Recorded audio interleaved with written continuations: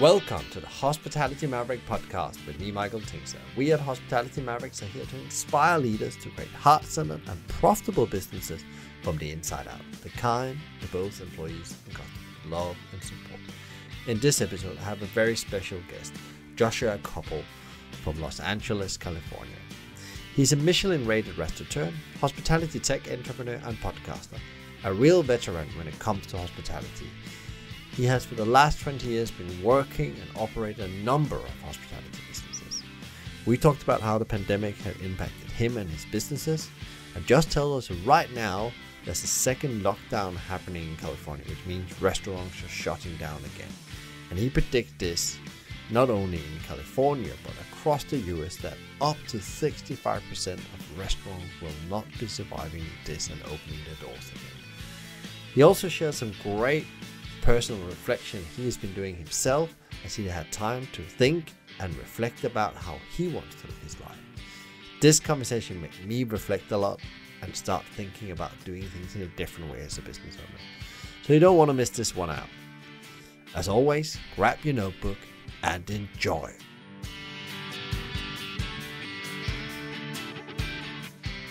Welcome to the Hospitality Maverick podcast with me, Michael Tinkser. Today we are in the middle of July, and we have a very special guest on today's show from the US. And he's not just an operator, he's also a tech entrepreneur and podcaster himself. And he has huge experience from the LA restaurant market. So welcome to the podcast, Josh. Well, thank you, sir. I'm glad to be here. Josh, we talked a number of times, and especially during here the pandemic, and I guess from a UK-US point of view, there's very different things happening, and it seems quite quite brutal what's going on in just where you are in LA. Before we jump into that, could you just give people a bit an overview about who you are? I already said you're involved in a number of things around restaurants. But who you are, what your career have been in hospitality, and what you're up to right now. You got it. So again, my name is Josh Kopel. I was born and raised in Baton Rouge, Louisiana, which is a small town in the deep South. 20 years ago, I moved to Los Angeles. I had spent my entire life in the hospitality industry, and that continued there. I started running nightclubs in Hollywood in the early 2000s. Eventually opened my own bar in Hollywood 10 years ago. And then my sophomore venture was a fine dining restaurant, which eventually became Michelin-rated. I also owned and operated a fast casual concept called South City Fried Chicken. And then you also got involved in tech. I did. So one of the, I think, most emblematic things about someone in this industry is that you learn to solve your own problems. And so one of the things that I struggled with in my restaurant was answering the phones during the day. Crew and Proper opened at 5 o'clock in the evening. And so there was no one there to answer the phone. So I answered the phones, or the phones didn't get answered. Or I'd pay someone to answer the phones, but that was frustrating because from 9 to 5, there's about 2 hours worth of work to do. It's just that 2 hours is spread out across an 8-hour workday. And I worked towards a solution. And the solution was that I created a technology whereby one reservationist can answer the phone for multiple restaurants, giving them 8 hours worth of work to do daily. And each restaurant is able to split the cost with the other. That technology is called Flow, F-L-O. And that is my principal focus at the moment, considering the pandemic. Fourth quarter of last year, I divested. I sold the bar in Hollywood. I sold the fast casual concept. And so my three focuses at the moment are the technology company, Crew and Proper, which is currently in a hibernation state, and the Full Comp podcast, which we launched 3 months ago. Yeah, and you had some amazing guests, especially one that I tuned into a bit yesterday as I was driving with Gina Wickman that has written some amazing books, like with some traction. So I smiled when I saw that, and I really enjoyed that episode. Yeah, and he can read, if for people out there, it's definitely books that's worth revisiting in these times where you're thinking about, revamping, getting your business up to scratch, because it's all about the basic things that makes businesses great and sustainable, especially small businesses. And that's the incredible thing about his books. I think that's quite inspiring. But yeah, so that's quite cool. You had him as guest. But coming back to, you mentioned the pandemic, Josh. How has that treated you in LA? We've heard a bit of stories from New York and Australia here in the podcast, but how it's been in LA, and what's going on right now? It's been horrific. It's been very difficult in the way that it's been impossible to get the pandemic under control. As a restaurateur, it's been made more difficult by repeated openings and closings. We were required to close for dine-in, then we were allowed to reopen. Heavy investments were made there, and then we were forced yesterday to close completely again. Having said that, everyone is focused on the public's health and safety. People are just concerned about their businesses and their livelihoods, and it's a mistake to think about the public health without thinking about the public's well-being as well. And so, not that one is more important than the other, but people are really struggling, and they want to make sure that they survive this. And when I started I started the podcast with the idea that, for the most part in the hospitality industry, we exist perpetually in survival mode. That nobody's trying to thrive. Nobody's trying to live their best life. Everyone's just trying to get through until next Monday.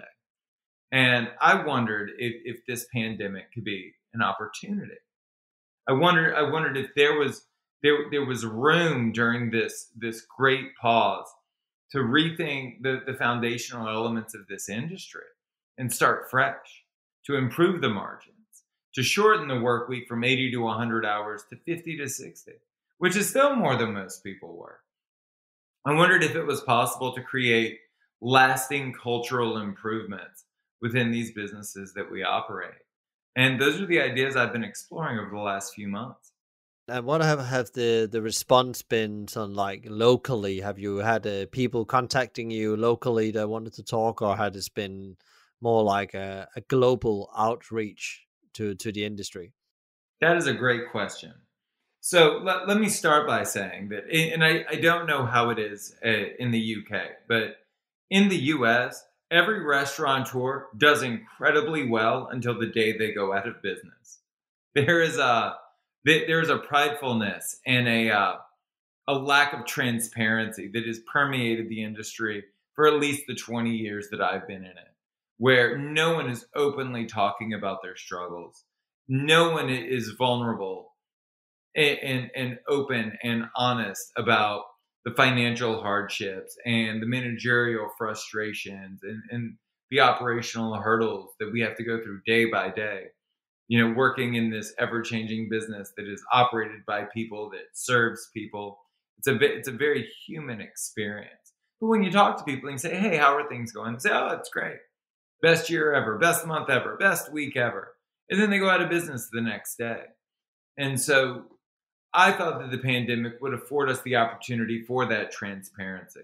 So when I started the conversation, Michael, I didn't start it with, "Hey, what's wrong in your life? Hey, what's wrong in your business?"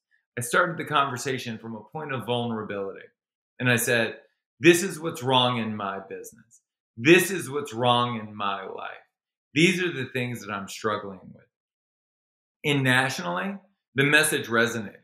It resonated most in California, where we deal with very, very comparable struggles. But the message has reached nationally, and I'm hoping now internationally, that there is a better path forward. And things don't need to be as hard as they are. And this is an industry that has seen very little innovation over the course of the last several hundred years, from an operational standpoint. And now is the time. It's super interesting because we had these conversations before, and I had it with other people as well. That it's this acceptance of not making enough profit is it's good enough, or you're just saying that, well, it's just for a period, we'll next year we will get there, and I guess it is not just driving profit for the sake of profit on the cost on because of your customers and your employees. No, it's about actually making sure that you are uh, viable over years. And I think that that has definitely been when my mom and dad ran restaurants, with definitely different profit margins than we see today. As my dad said, I wouldn't get out of bed for 2%. Let's look at an apples to oranges comparison, right? You open your restaurant, you opened it 5 years ago, and you charge $55 for a steak. 5 years later, you're charging $55 for a steak because that's what people will pay. And if you increase the price, they'll get pissed, right? Having said that, how many times have you gone to the gas station in the last 5 years? How many times has the price been different? You see these varying changes. Looking in the US specifically, minimum wage has gone up consistently year after year after year. So your labor rates increase, but your prices stay the same, which also has an effect on food costs, right? Because if I'm paying more minimum wage, so are the farmers. So food cost goes up. So labor cost and food cost goes up, but the price stays the same. So what happens is you have this ever shrinking profit margin, which leads to the situation that we're in the US. I'm sure that if your listeners all took the opportunity to raise their hands and I said, how many of you have a week's worth of cash in the bank? Keep your hands up. You have 2 weeks worth of cash in the bank. Keep your hands up. 3 weeks, 4 weeks. In 4 weeks, almost everybody's got their hands down, right? Nobody is banking enough cash to survive. Also, in this industry, because most of us didn't go to business school, because most of us were busboys that eventually found someone to finance our dreams, and then we reached a certain level of success because of it, we didn't have the business savvy to know whether the business was doing well or not.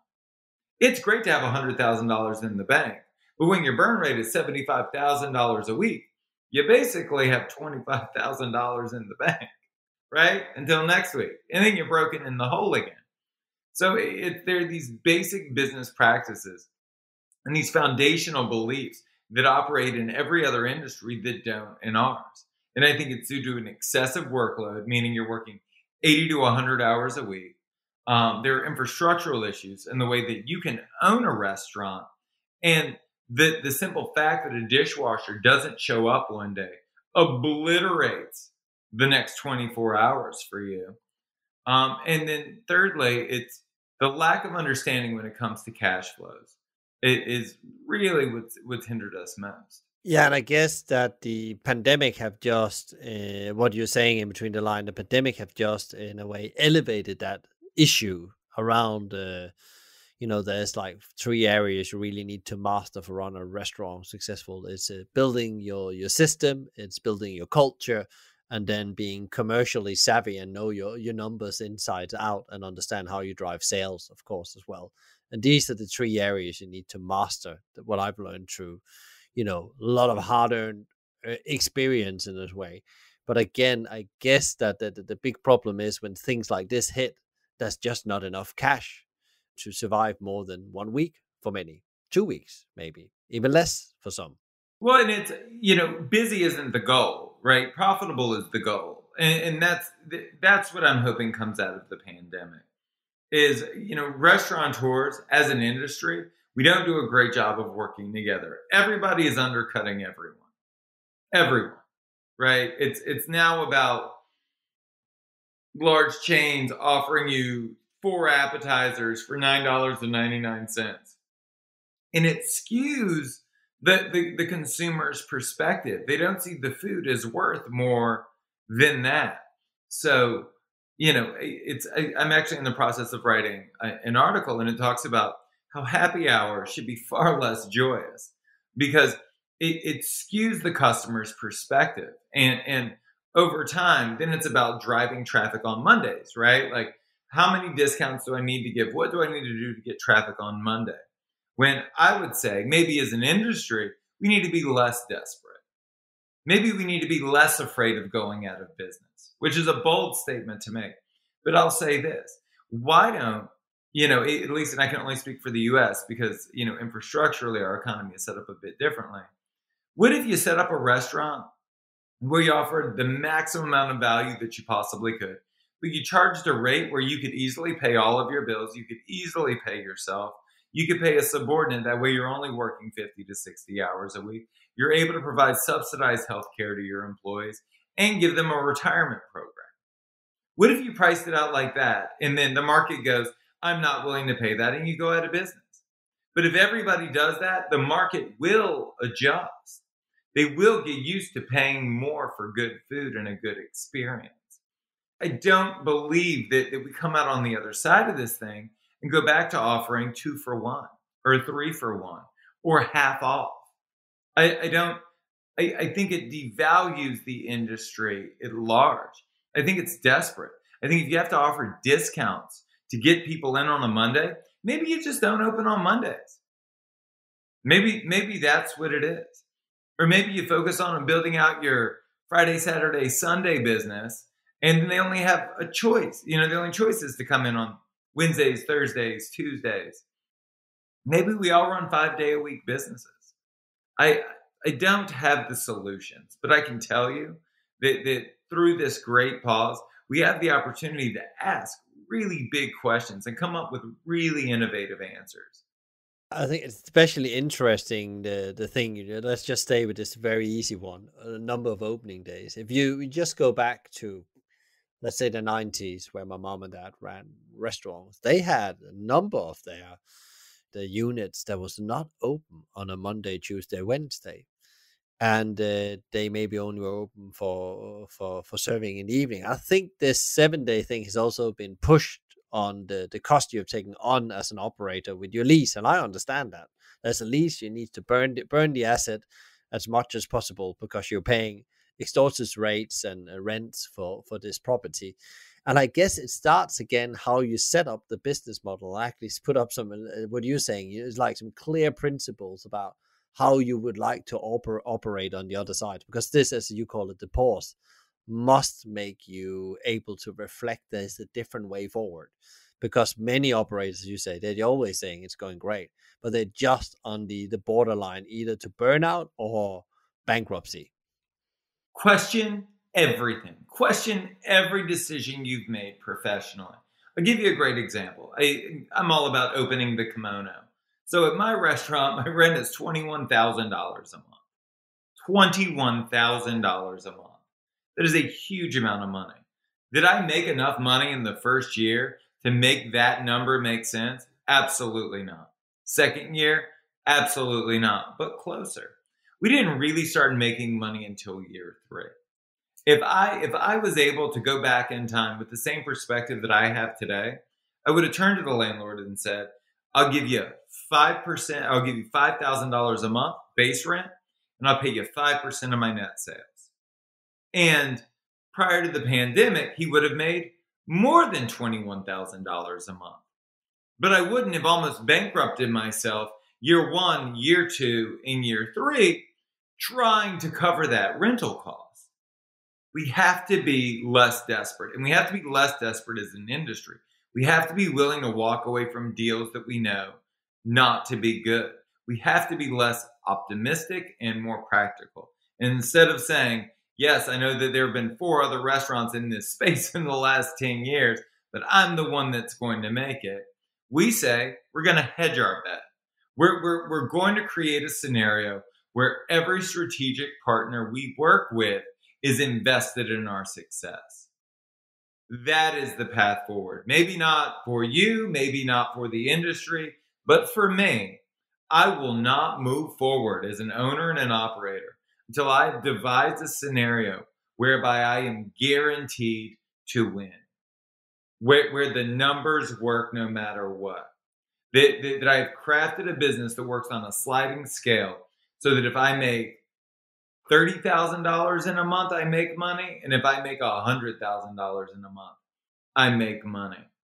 But there has to be more skin in the game across the board.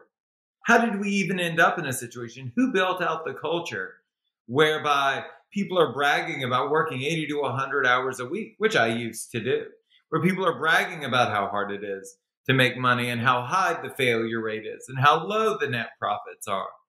Like these have been badges of honor for generations. And this is the opportunity to stop that.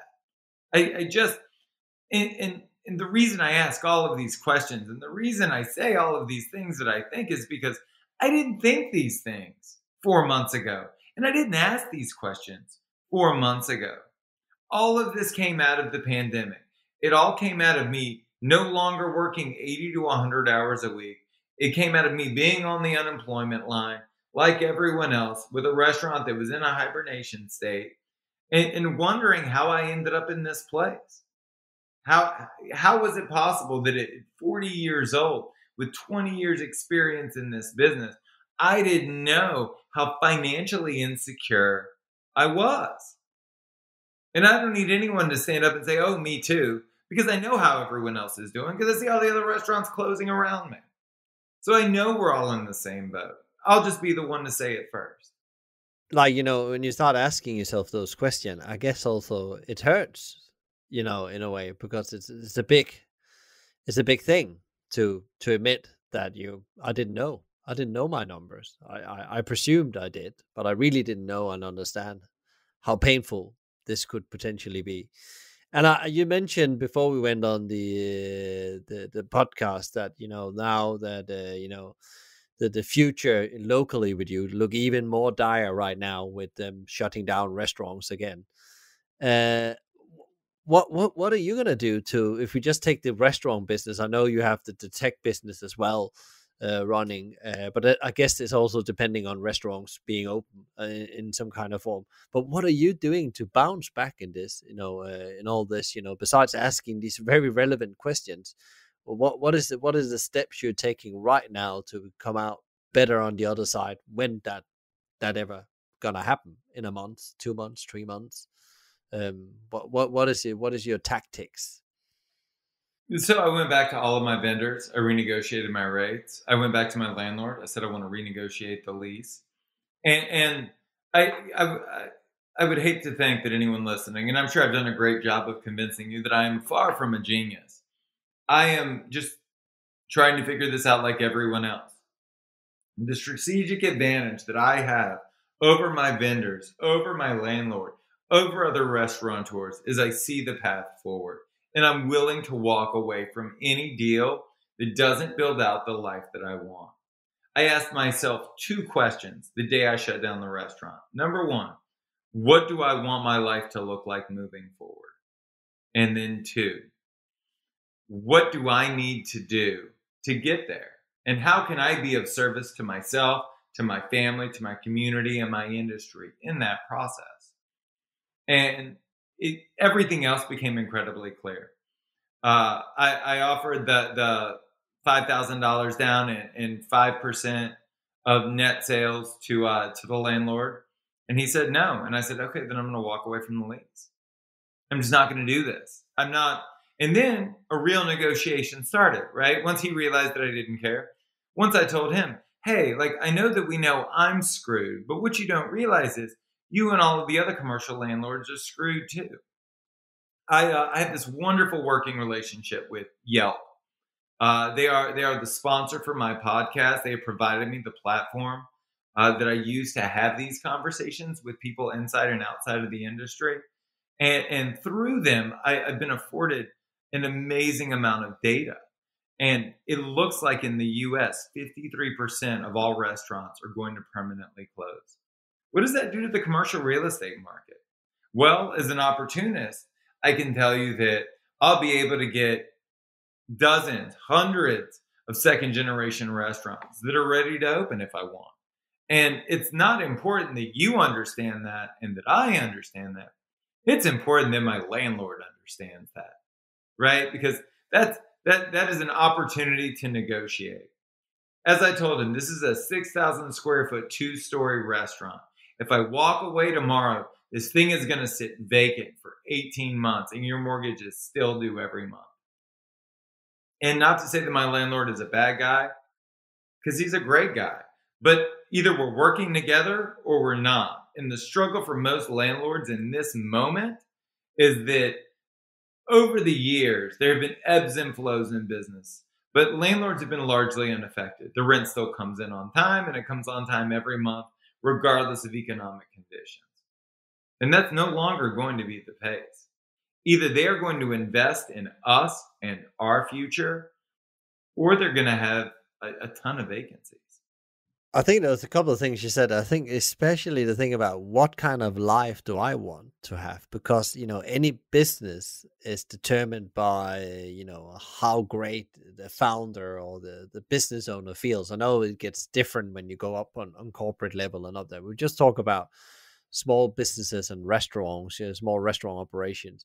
It's so important that because it's an energy business, and if you are not in the right place and you are not achieving those things, it's never going to be a great success because it's just wrong from the outset. And then the whole thing about, it's a partnership. And if you look at the most successful businesses in the world, and I think I worked for one of them, that was McDonald's, and that was different. They were great at putting other people's skin in the game and saying, you are now a partner, and that means you have to invest.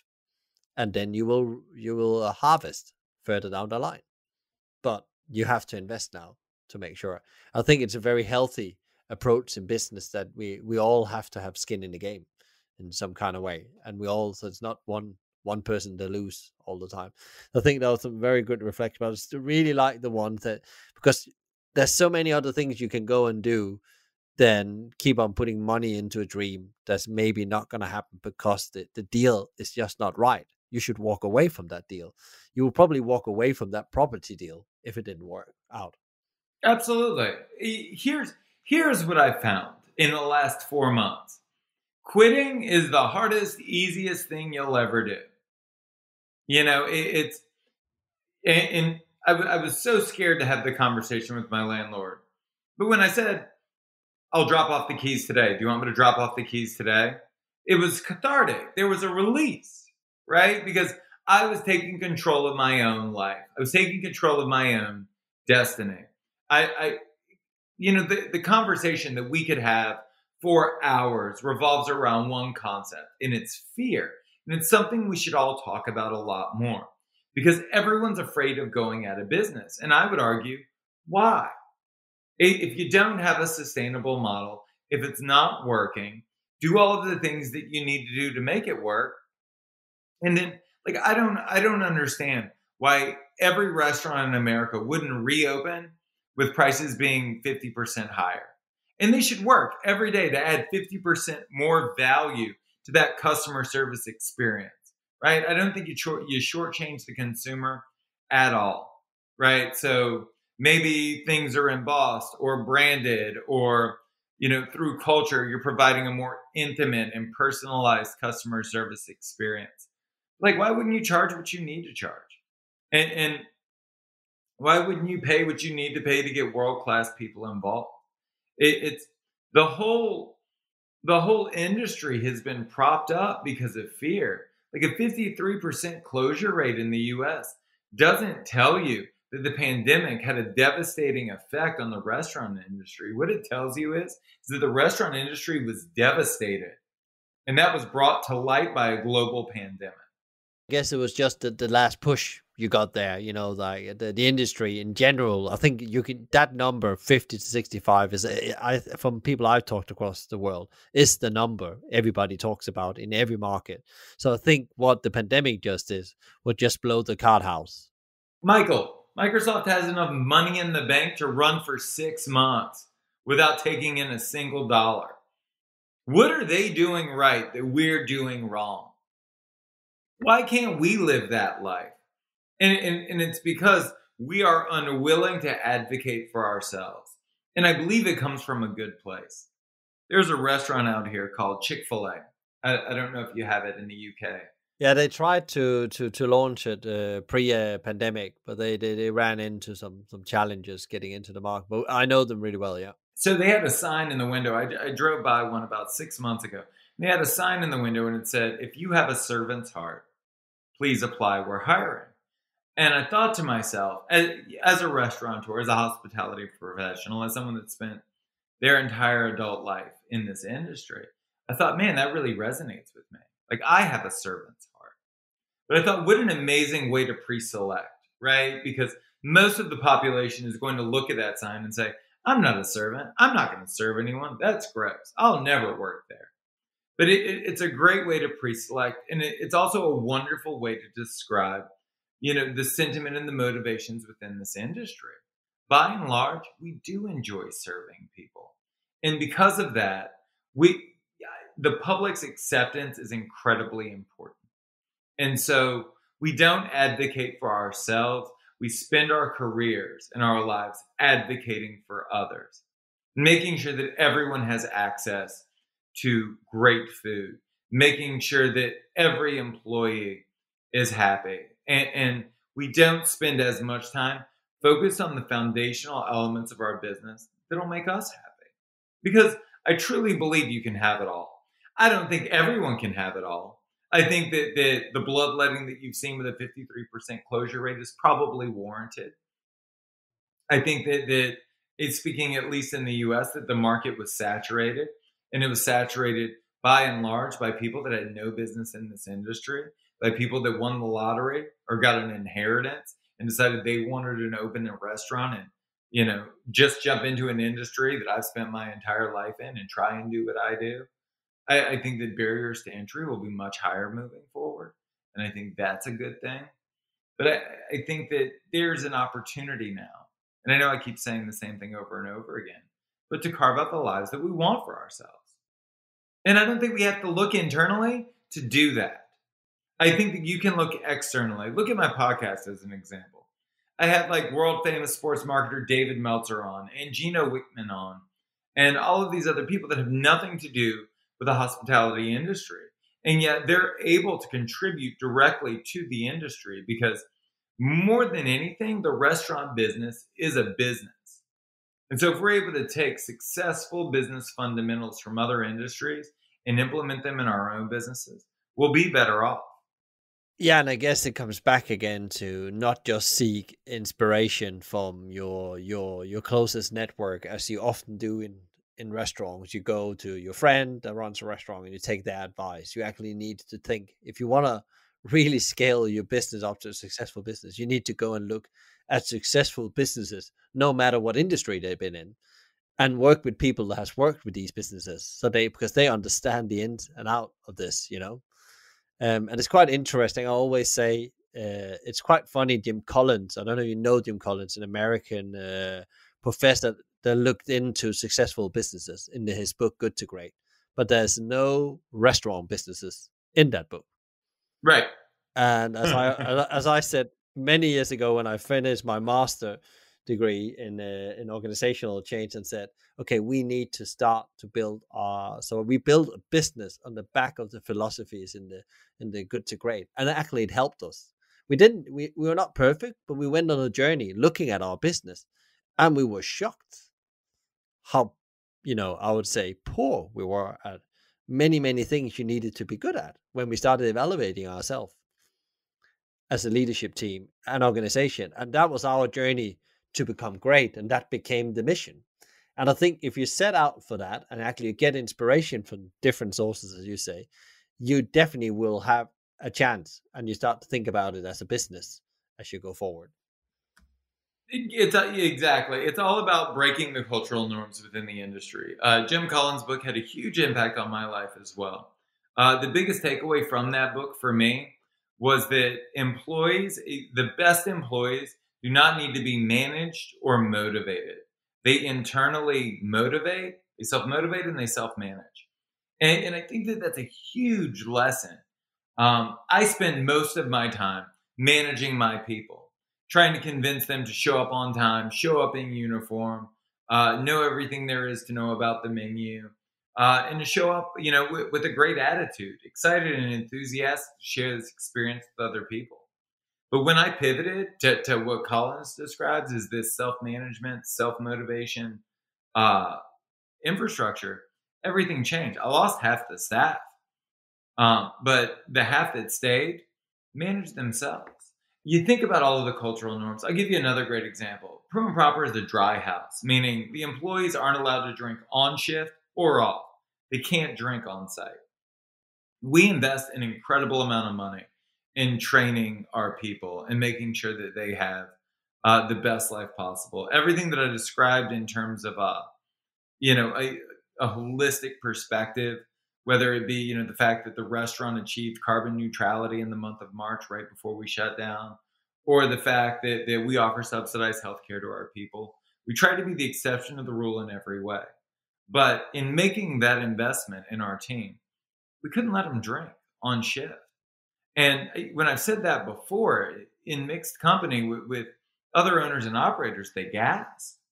And I think to myself, like, bankers don't drink during the workday, and lawyers don't drink during the workday. Like, on what planet would a professional organization employ people that are intoxicated?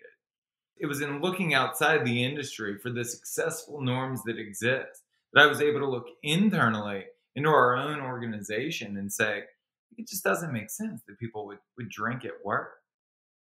It's super interesting. These, when you start to create this, what he calls a discipline around things, and you said you lose some people, but the one that stays are the right people, because they want to be part of this kind of culture you're creating, and your culture shouldn't be for everyone. And we know all about that, but it's so interesting if you start to, when you have this time off as an operator, if you start reading Good to Great, Gino Wickman's Traction, I think that there will be two great books to dive into and start asking yourself some of the questions you're already putting up.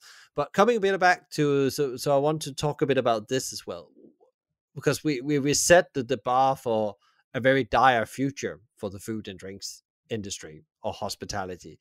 What is your thoughts about the future for hospitality as you see it right now? Let's just say the next 12 to 18 months. How does it look? Besides, there's going to be probably a lot of businesses going out of business. But what else do you see? Is there any optimism? There's tons of optimism. Oh my God. So I don't know if my restaurant will survive, but the industry will. And the industry will survive because of a few different things. One, you're looking at decreased competition. With a 53% closure rate in the US, that means half of all restaurants are closed, which means people have 53% fewer options. So the people that do survive will have the opportunity to thrive in a market that isn't artificially inflated by a good economy. Because as I'm sure you know, there were tons of restaurants that have been around for a year, 2 years, 3 years, 4 years, 5 years that aren't great, right? But because we have existed in a great economy, they've been able to survive because there was plenty of money to go around. So I think the reduced competition will increase the volume for the restaurants that make it. Two, you've got, let's say, 100% of all restaurant employees out there, but only 47% of the jobs available. We're going to go from a labor shortage to a labor surplus. That means you'll get to be picky. That means that line cook that you had that was world class that left because he wanted to go try other cuisines is going to come back, and he's going to stay because there are fewer jobs out there.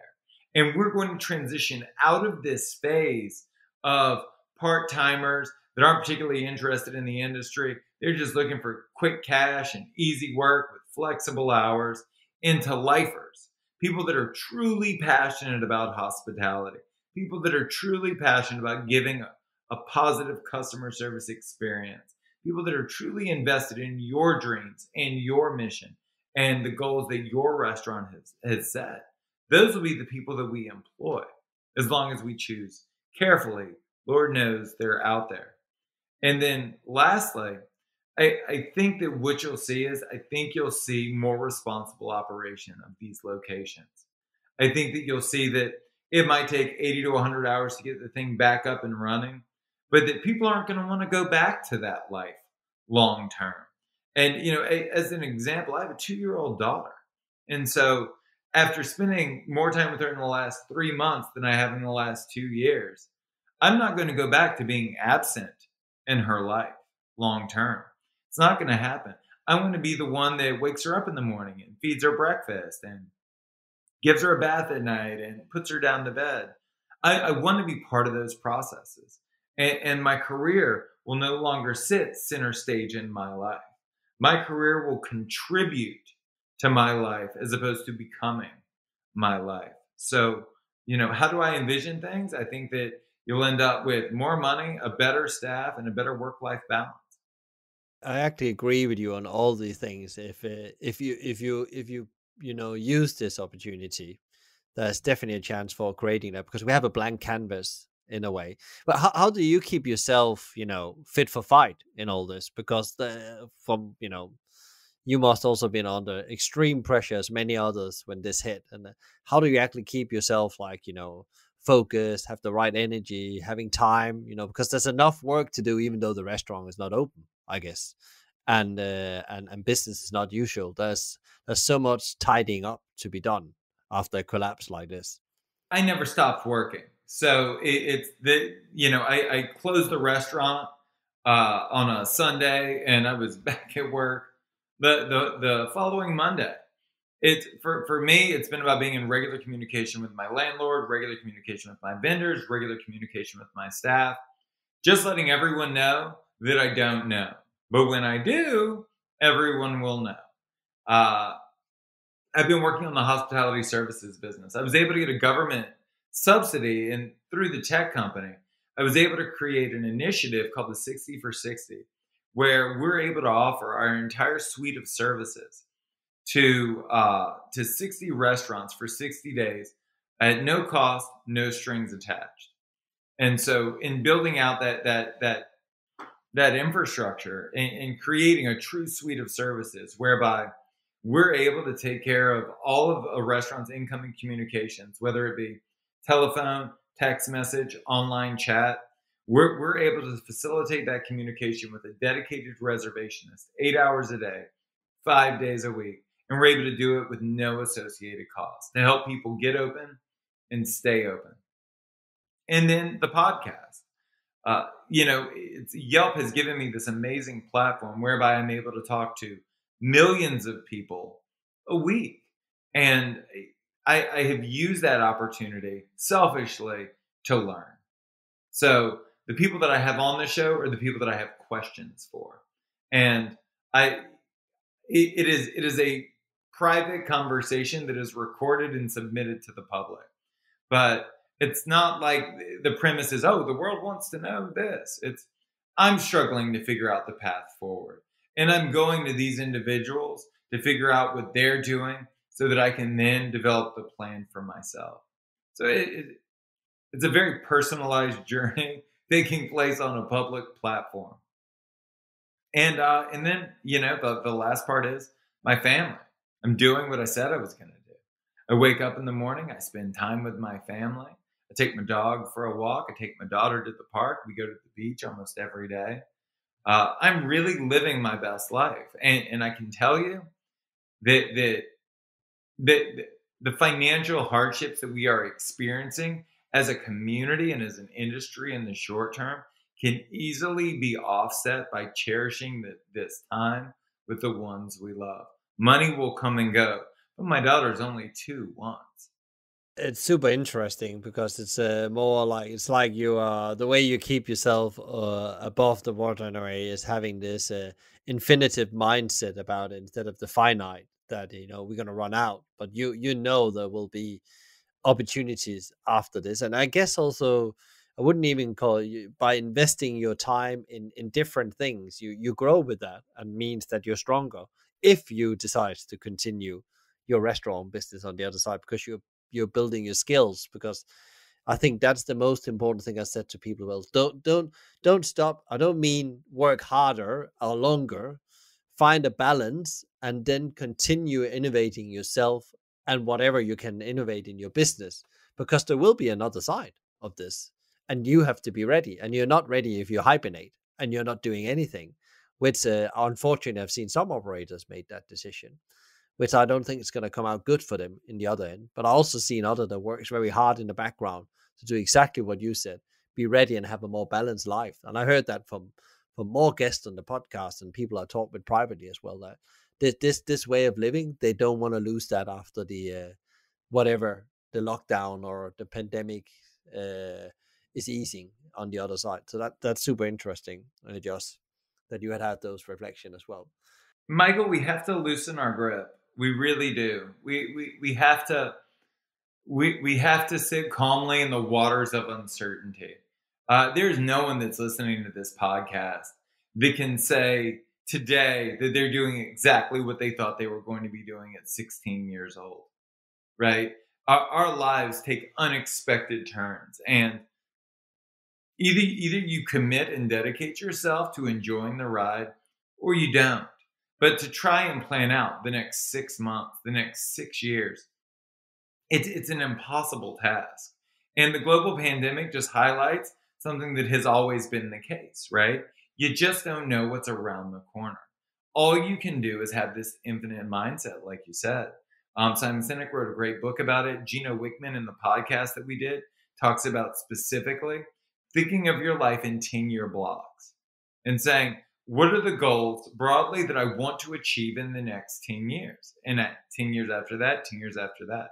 And it creates an infinite mindset. I am 40 years old. So if I say, what do I want to accomplish by 50?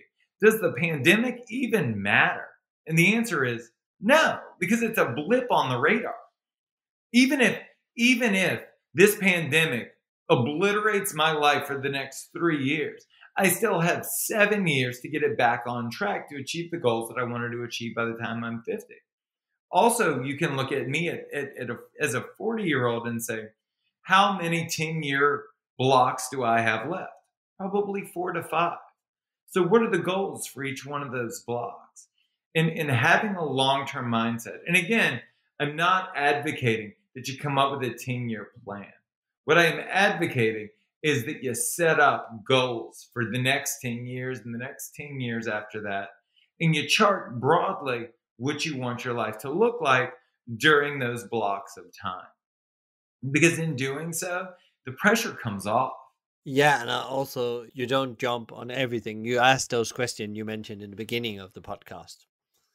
Instead of you asking yourself for the outset, is this actually going to give me what I'm looking for in 10 years time? If I'm investing a number of years in this, will this actually give me that? And it doesn't have to be profit. It can be other things that you want to achieve within that. Is that going to give me more time with my family? Is this going to give me less time with my family?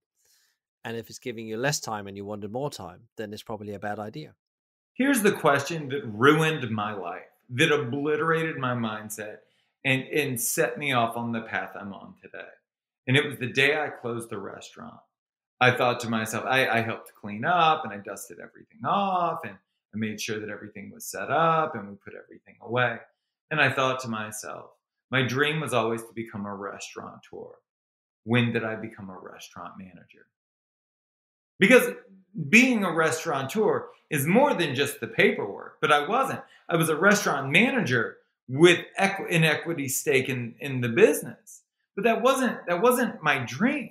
My dream was never to work in the business. It was always to work on the business. My focus was always on legacy. So how did I end up washing dishes in the scullery on a Friday night when the dishwasher didn't show up? Where did I go wrong? How many miscalculations did I make between then and now that has led me to the situation that I'm in? And how many of the people listening think that they're restaurateurs when they're actually just restaurant managers with equity? And if that is the life that you need to live in order to be a restaurateur, is that a compromise worth making? It's just something to explore, you know? I love that way of explaining it. I totally agree, and it's a tough question. It's a question I've asked, many of the people I work with, either they've been clients or they've been, younger managers. Well, what is it that what is that you really want to achieve in the end of it?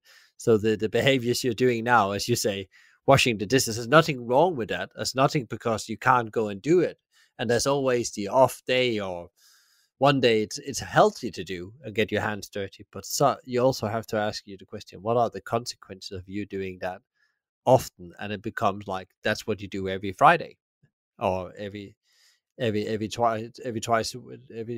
second week or so on. So Spot on. If you were in the end of the podcast, Josh, I always ask my guest, what would your top 3 advice be right now to leaders out there? What is it that they need to reflect on? What do they need to do to navigate more safely through how the world looks right now? Because in a way, we have to look at the world where we are right now.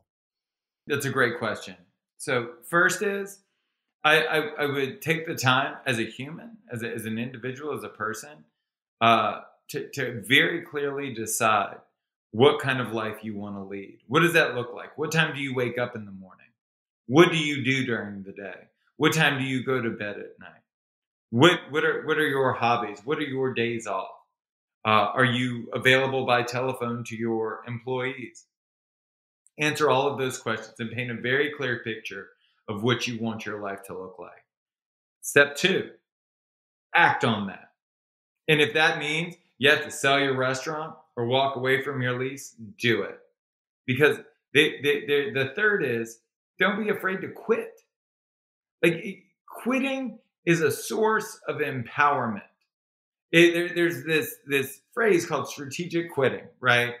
Where you are empowered to say, this does not work for me. I am not going to do it anymore. We must eliminate that fear of failure from our life and understand that success is a long-term goal, and failure, not success, failure is fleeting. You make one bad mistake, you suffer for it in the short term, and you move on. And if you have envisioned a life whereby you are no longer able to actively manage your restaurant, then so be it. And I guess to cap it off, I'll give you an example. My restaurant's located in downtown Los Angeles. I'm currently located in Carlsbad, California, about an hour and a half away in this sleepy little beach town. And the reason being, I wanted to make sure that when my restaurant reopens, I'm not the guy running it. If we reopen, I will no longer actively manage my restaurant. Either I will truly step into that role of visionary and restaurateur, or I'll burn it to the ground. But no more compromises. No more compromises moving forward. Have you moved there as part of this? I did. It's, when you open your first restaurant, when you open your first bar, it's this leap of faith. You're just jumping into the deep end. And what I found is that, the best of us learn to swim pretty quick. And I did the same thing here. I shut down the restaurant. I packed up my family and I moved to the beach. I did it in the midst of a global pandemic and a statewide quarantine because I know exactly what kind of life I want to lead. And it starts here. And I will figure the rest out as we go. You have to take that first brave decision in a way. And that's also, you shouldn't be afraid to break an egg or two in what we're going through, because I think it's so key, as you said, that you need to set the terms for the life you want, because else you can't be in what we talked about as well, is service for other people if you don't live on your own terms. So it's a very, very, very, very strong advice there. And I'm 100% sure when people listen to this, they will probably be reflecting a lot about how they want to return to their business and how they want it to operate after the pandemic, or whatever we call it, the new normal. There's many words for the same thing. Josh, it's been an absolutely pleasure as always to talk with you, and we could go on for hours. I know that from prior conversations. So I will cut it off here and say thank you so much for your insight, your brilliant thoughts, your reflection, the questions you raised for the community out there.